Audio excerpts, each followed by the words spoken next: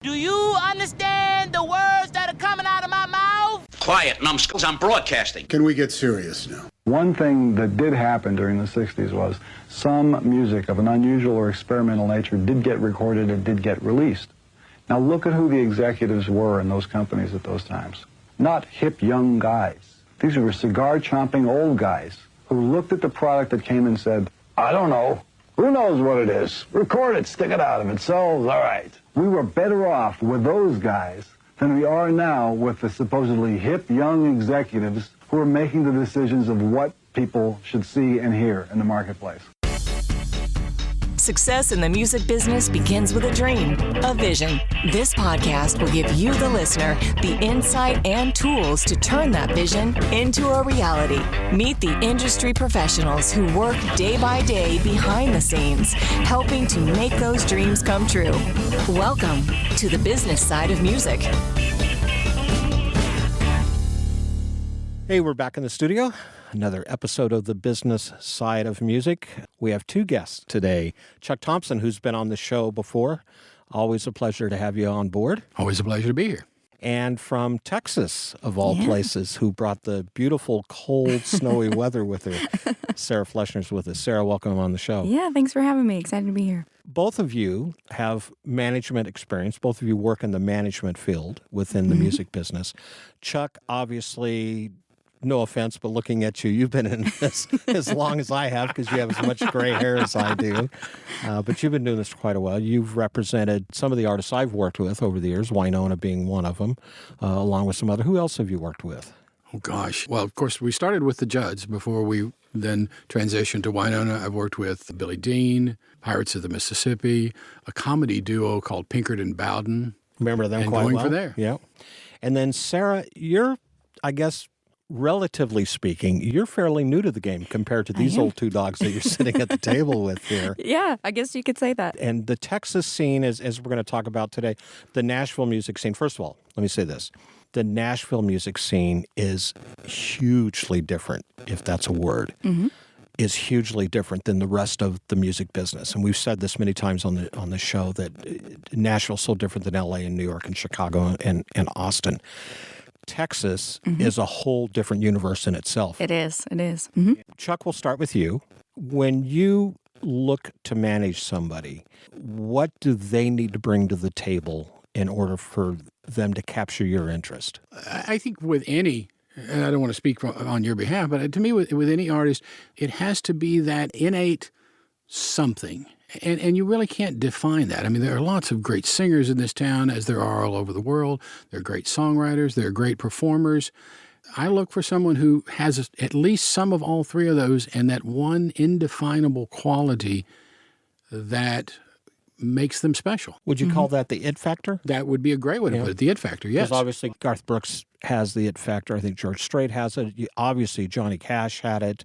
What do you look for in addition to that attracts your interest? A passion, I think. You can have the mechanical skills. You can be a great singer. You can be a great performer. You can be a great songwriter. And you have that undefinable it that we were just referring to here.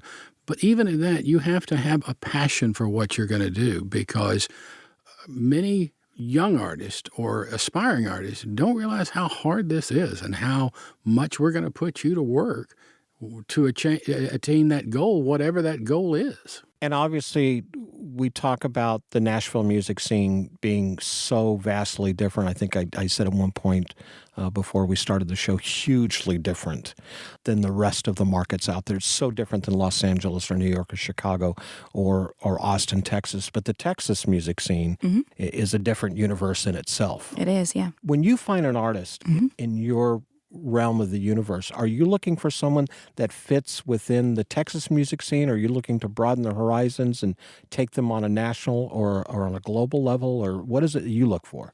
Personally, in my management, I look to take them national or global, not necessarily just stay in Texas, although it's an option. But yeah, I think authenticity is a huge thing for me, passion, the drive to do it, and to see that they could probably do it on their own. It would have just taken double the time. and I would just expedite the process. And Texas in itself, I mean, you could work in Texas and probably never set foot out of the state You can. and be successful. Yes, you can. Yeah, there's a whole music scene. There's many artists that tour just within Texas, make a great living and love their career. And I think it's a wonderful thing. Texas music scene is a family, and we all really take care of each other.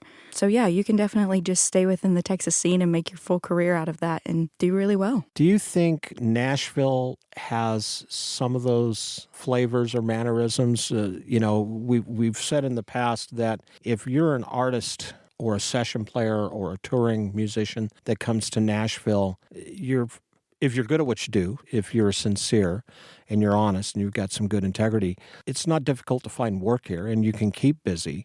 Do you think the Nashville scene takes care of their own also? Not in the same respect that you were just referring to in Texas. Nashville is not a town to play original music at and make a living. Most of the people that I work with very seldom even play in Nashville. They play out of town. They are touring artists.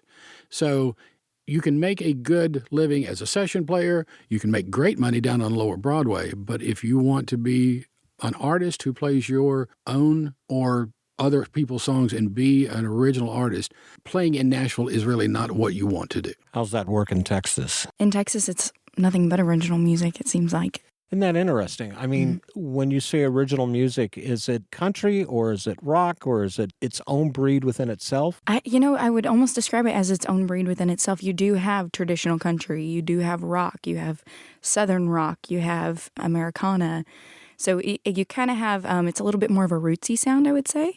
But you have a diverse group that you just call it Texas country. And that can mean anything from southern rock to actually straight country. It's just kind of its own thing. We get back to talking about managing artists and finding that right act. I guess it's two things really. It's not only the right act, but it's the right manager, because not every manager is good for the act and not every act is good for the manager. And obviously, unbeknownst to some people, managers want to try and make a living off the artist. That's kind of the goal at the end of the day. And you need to find someone out there who can, support themselves financially and can take care of you. Because your job as a manager, I'm going to assume for both of you, it's not just 8 to 5. It can be 24/7. It is 24/7. It is indeed. I've got a cell phone to my ear 23 hours out of every day, 7 days a week. Do you find that it's a situation where does the artist at a certain point in their career before they get to management, they've got to do all the legwork themselves. They've got to get themselves in the doors and talking to people and getting noticed. That's obviously something you take into consideration. But when you start managing, does some of that heavy lifting come off of them and get onto your shoulders? One of the conversations that I have when I'm talking to an artist that I'm considering working with is the conversation about, I'm going to start taking some of this off your plate, but that doesn't mean you're going to relax. That just means I'm taking stuff off your plate to give you time to take on other things that you've not been able to handle or handle them in a different way. Give you room on your plate to add new things too. Just take on different roles that maybe you haven't played before. When it comes to that artist, and we had a previous podcast episode we just did where we had an artist who is not only a singer-songwriter and a producer, he's also a Broadway actor, has gone all over the world and performed not just in concert but also on stage. Are you looking for someone, either one of you or both of you, are looking for someone that's maybe well-versed in more than just one thing? Because there's a lot of people that can get on stage with a guitar or a keyboard and play and sing. That in its own right might be good enough. Or are you looking for somebody that can maybe be a little more diverse? Well, I think, yes. In the long-term career of an artist, the more skills that an artist brings to the table, they all pile in together, but it also then gives you the opportunity to put them in different places. You may want to take a break from singing and touring to go and act a bit, and from a management perspective, it keeps you from maybe burning out your touring position. So, yes. You had one artist, or maybe I should say you had a couple artists that you represented for a while, the Judds, and then Wynonna, who obviously have gotten into acting and into other directions within their career. Does that divert them from the music scene? You as a manager, would you consider that as an asset or a distraction? If you handle it correctly and the artist has the right perspective on it, I see it as an asset. When you look at an artist, especially from the Texas music scene, are you looking at someone who maybe broaden their horizons is too common of a phrase, but that are you looking for someone that's more than just within that Texas market? Definitely. Musically? Absolutely. So, one of my favorite actors or actresses is Doris Day. I love the fact that she was a singer, she was an actor, she did all of these incredible things. I think when you find a true artist, they do have other skill sets, whether they realize or not. They have other skill sets that sometimes as a manager, it's your job to find and help them pursue those avenues. So yeah, I think for sure having an artist that can do more than one thing keeps it interesting and you don't have burnout. When we talk about burnout, managers, there's a burnout factor there too. Is that something you try to avoid or compensate, or is this something you feel that's coming on? I mean, because you said it yourself, your phone's attached to you 23 hours a day. I'm sure it is with you too. It is. Close enough. How do you avoid that from just kicking your legs out from underneath you? I'm fortunate in that I have a wife that understands. So that's Those the key are always element. important, Yes. let me tell you. I have to set a few boundaries and take a break every once in a while. And I tell those artists I'm going to do this or that, and if you need me, I'm here, but I may not be around for a day or two. I don't know if that's the right way to answer your question, because ours is a business that runs 24/7, and we run on times where most people are taking their own vacations because we're there to entertain them. You're also working within a world that functions a lot at night and on weekends. Mm-hmm. It's not the normal 8 to 5. It's a different world. If you don't have people around you that understand, you might get burnout just from hearing them say, hey, you need to put your phone down or whatever it may be. There are times that you just have to do it, and you have to have people around that understand. I surround myself with a lot of musicians and other managers. I was going to say also, you don't obviously have the support system that Chuck and I have, but you Right. have a support system. I You do. have a great family. I do. I have an incredible family. Yeah. So my parents are involved in my business as well. My mom is incredible, what she calls assistant, and then my dad is kind of the heavy lifting with all of the business side of things.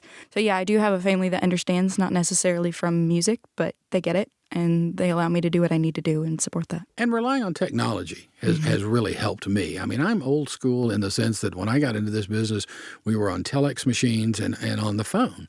The ability to do 60% of my business off my cell phone and text and email, as opposed to getting into a long, drawn-out conversation, or to be able to set the phone down and then read my texts or emails an hour later, has made a great deal of difference in how I do business and my quality of life, for lack of a better way to put it. We're going to take a break, get a word in for our sponsors. When we come back, I want to ask each of you, first of all, how did you get in the business? And second of all, why did you get in the business? In the studio with us today, Sarah Fleshner from Texas and Chuck Thompson from Nashville, and you're listening to another edition of... Hey there, this is Claire Bowen, and you're listening to The Business Side of Music. You're listening to the business side of music.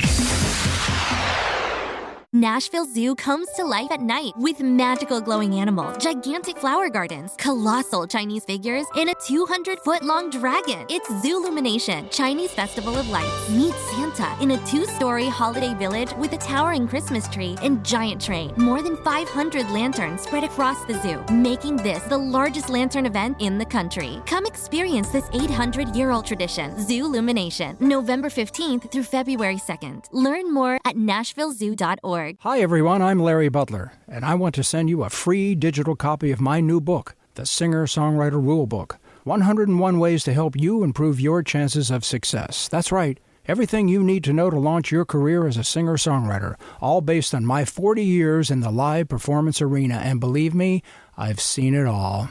In my book, you'll find the 10 things you have to deal with before even thinking about becoming a singer-songwriter performer. You'll also learn about the 5 things every singer-songwriter can do this weekend to make their live show better. 5 things I can guarantee that you are not doing already. Plus, there's tips on songwriting and staging, photo and video shoots, publishing, merch, dozens of other topics. All written for people who don't particularly like to read. And again, it's free. Just go to the Business Side of Music website homepage and look for my book cover. Click on it, and a free digital copy of my book will be yours. I'm Larry Butler, and I approve of this message. Thanks. You're listening to the business side of music. We're back in the studio. Sarah Fleshner, Chuck Thompson, both managers in the music business. One has been doing this for probably about as long as I've been in the in the industry, and that's not Sarah, as Chuck looks at her. And Sarah, fresh, young, new face within the business. Let's start with you first. Okay. Why did you get in this business? Were you a musician, or what was the inclination for you to get into the music industry? I think looking back over, high school years and things, music has always been a part of my story. I just didn't realize it. But I fell in love with the entertainment industry. I went through something really hard. I was watching the movie Singing in the Rain. The song Make 'Em Laugh came on, and for 3 minutes, I forgot what I was upset about. And I realized the power of music, and I wanted to be a part of that. I didn't play or sing, but I've always been in audio, live sound, and production. And I realized as a manager, I could be a part of making that happen, making that moment happen for somebody else. So management is a small part of being a part of that. Management was, you said you were in live audio sound. Was management really kind of that step you wanted to take, or did it fall into place? Or? It fell into place. An artist I formerly worked with, my sister, she needed a manager, and I kind of just learned the business by necessity. I was going to say, you had no management experience whatsoever. No, none at all. Yeah. So when I turned 18, we kind of started gigging more often. She needed a tour manager. She needed, everything basically. And so I just started filling the holes where I could. Fell in love with management. I love business. I love the music industry. So it just seemed to be a good fit. It's interesting to hear because my story is somewhat similar in context. I, after spending some time at another college, came back to Nashville to finish a degree at Belmont College and took an internship with a publicist who had just left Sony. At that time, it was something else, but an ad at Belmont College. Worked there for 2 or 3 weeks, and I'm not a player, I'm not a singer, I have nothing musical about me. But just like you, I realized that music had always been this important part of my life, that it could make me feel things that I didn't know how to feel, that it could say things that I didn't know how to say. And if I could make myself a credible part of this industry, then I could help other people achieve that goal and become a part of that process.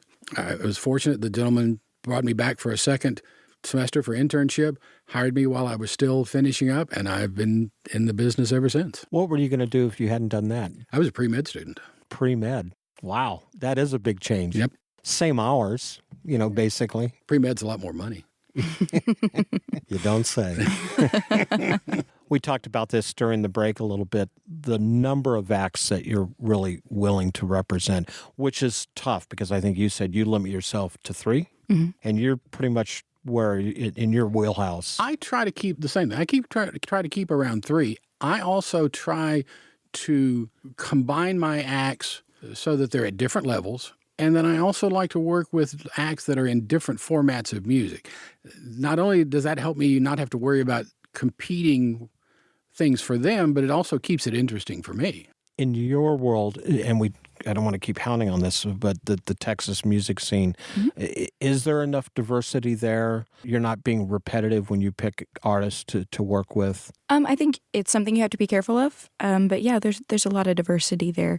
I think you just find the artists, and sometimes it's your job to channel them in a different way so that they don't become cookie cutter. They don't become too much like another artist. So that's also a part of a manager's job. I would think if you're representing too much of the same, it's after a while, it's not only it's going to get tedious and boring, but then you start having conflicts because, we can't all be that one particular artist. You need to find something different.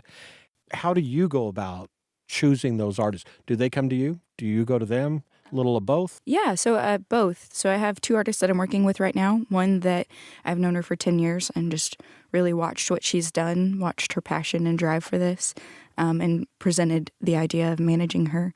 And then the other was brought to me. So he was an artist that is at the point he needs a manager and liked my style of doing things. So now I work with him as well. Projects that I'm working with right now, they've all come to me. The first is a Canadian country music artist who the fellow that I've used for a number of years to do the merchandise for all of my acts called and asked me if I'd take a meeting with her. Fell in love with her. We decided to work together. I also work with a blues fusion act that I actually started working with in a previous incarnation when they were a 3-piece. And then in the last, year and a half, we took on a producer to help them. That's interesting in itself. You would never think a producer needs a manager, but producers always need to find work. And it's a bit of a different situation for us. Unlike a a recording act where I'm involved in everything. For our producer, we're handling his business. We're helping with his scheduling. We very seldom bring projects to him. He finds the projects, we vet the projects, and set up the business side for him. I can tell you from a producing standpoint, you get artists out there that very creative, not so much analytical or business-minded. It's very creative who want to jump in the studio and record something but don't understand all of the nuts and bolts of it. And as a producer, that's a lot of times a road I don't want to venture down myself because that does interfere with the creative process. With you, how difficult is it, if at all, if any, to find acts that you want to work with that fit within your wheelhouse? You know, it can be difficult, but I've been in this business since I was 13 years old, and I have a lot of friends in the business. So there was already, when I decided to start my company, go out on my own, there was already a lot of artists that I knew I wanted to work with. So I haven't run into that just yet. So we'll see. I'll have an answer for that later on. Could you imagine 13 years old going and getting in this business? No, I cannot. Cannot. It was interesting, but it's been a lot of fun. I love what I do. We're going to take another break, get another word in for our sponsors. Sitting at the table here in Nashville, Tennessee, Sarah Fleshner, Chuck Thompson. Hey, everybody. This is John Schneider, and you are listening to my good buddy Bob Bender right here on the business side of music. Why wouldn't you be? You're smart. You're listening to the business side of music. Wow, I just joined the Music Starts Here community. This is a truly hidden gem for anyone in the music business.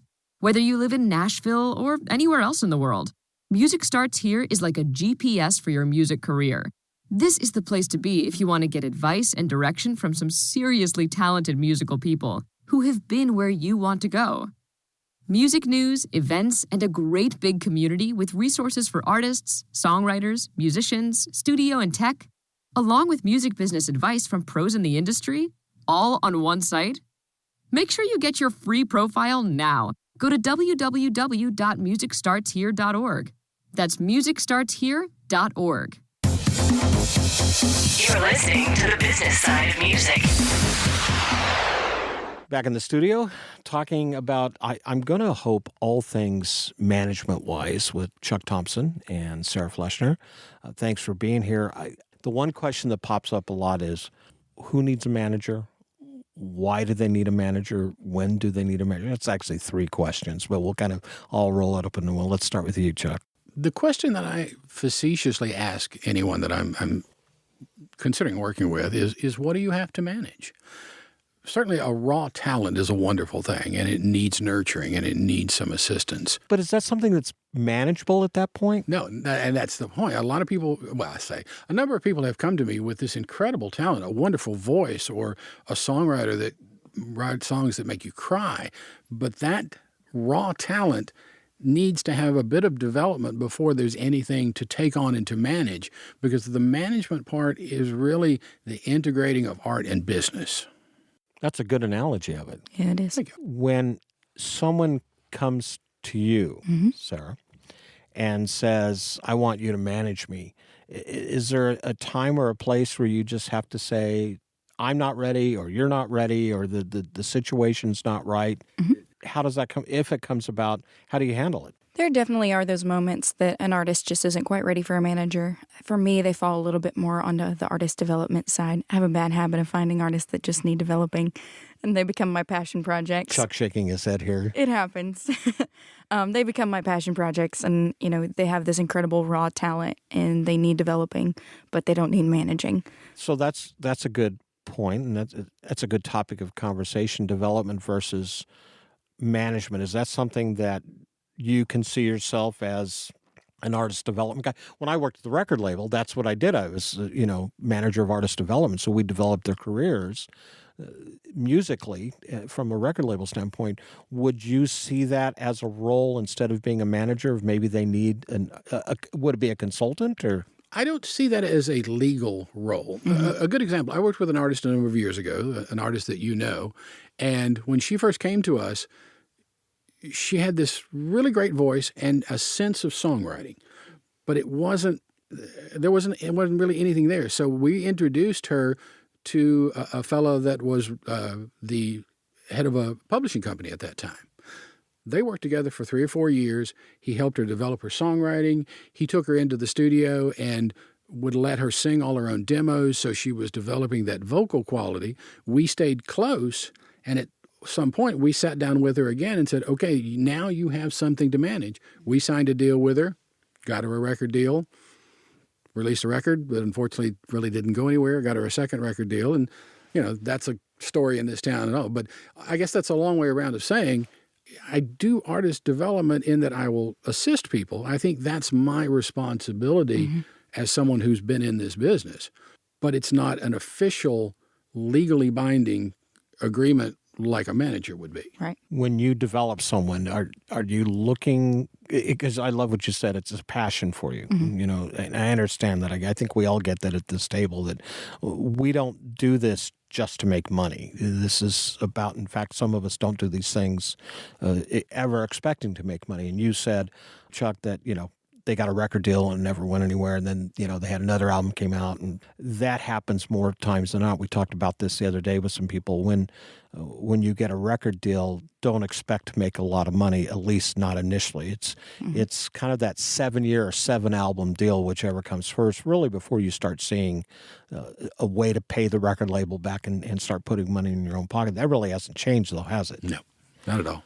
So when we talk about passion, do you look to develop them into maybe a larger role on your end down the road, or are you just hoping that something clicks that they can go on maybe in their own direction? What is it you're looking for? So it can be a little bit of both. Obviously, if I see a talent in an artist that I see getting to be something that I can manage, that's the end goal. But then there's some artists that you begin to develop them and they take a completely different direction that you don't have a niche in personally as a manager. So then you turn them off to a different manager, and that's your responsibility to find them the right manager, whether you're it or not. Most states, and might be in all states now, manager and an agent are two different roles, legally and probably ethically, I would think. In Texas, can you be both, or is it two separate entities when it comes to managing and booking? I like to separate it. I'm not going to say it always gets separated, but that's two separate roles for me. I'm a manager, and then there's agents.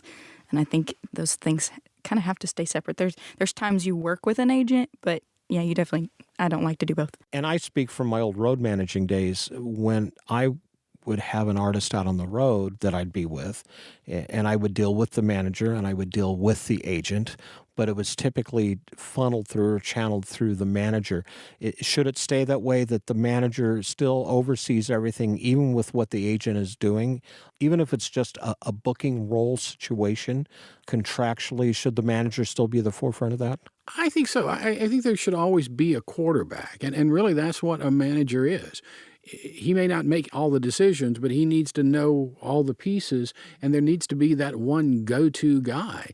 I mean, as a road manager, on the road, you're the go-to guy for the normal stuff, but if there becomes an issue, then it has to be kicked up to the manager. And let the manager and the agent deal with it, instead of the road manager or the artist dealing with it. And in my opinion, it should never be the artist. The artist should always be, I don't want to say insulated because I think that's the wrong term, but you don't want your artist to have to be the bad guy. You're a buffer for your artist. Things filter through you. It's important, like he said, for your artist to never be the bad guy. They have a brand and a persona that they have to keep up, and it sounds not authentic, but that's just the way it has to be. So your job is to buffer those things. And my wife and I have had this conversation with an artist that we've worked with. They don't know how to say no. Or sometimes they feel like they shouldn't say no. They'll say yes to everything. And you have to be the bad guy. And that's kind of tough on occasions to be that individual. But you do have to have an emphatic no with an exclamation point behind it. You do. Is that something that you find comfortable? I do. Texas women are strong-willed, so I don't know what else to be. It kind of came naturally. I like that. That's good. And you, I've known you long enough to know that you have no problem saying no. Yeah. I would rather not. I would rather find an alternative that works for everybody. But if I have to say, if no needs to be said, I don't have a problem saying it. But it's got to be what's best for the artist. That's ultimately what it comes down to. That's what it boils down to. What's next for Sarah? So I'm taking on a second artist, possibly taking on a third. releasing an album with the second artist. So kind of gearing up for that, going into the studio with the first artist, booking a support tour and all of the things that come with that. So, how about you? One of the artists that I manage is famous in Canada, which is where she started, where a great deal of her success still is. Did a very successful Christmas tour for a number of years. That tour went fallow, and they didn't do it for a number of years. So I will actually get to spend the first 3 weeks of December in Canada doing a Christmas tour. Nice, warm, sunny. I hear the first date already has 2.5 feet of snow on the ground. So yes. Yeah, looking forward to that, aren't you? Yeah, good. How can they find you? We have a website just like everybody else, ThompsonEntertainmentGroup.com. Sarah? 362entertainment.com. 362entertainment.com. Yeah. Sarah, thanks for being on the show. Thanks for having me. Chuck, always a pleasure. Good to see you again, sir. The Business Side of Music is the creation of Tom Sabella and Tracy Snow and is produced by Bob Bender. The Business Side of Music is recorded at Music Dog Studios in Los Angeles, California and Nashville, Tennessee. Production sound design by Keith Stark. Voiceover and promo by Lisa Fuson. You're still here? It's over. Go home. Go.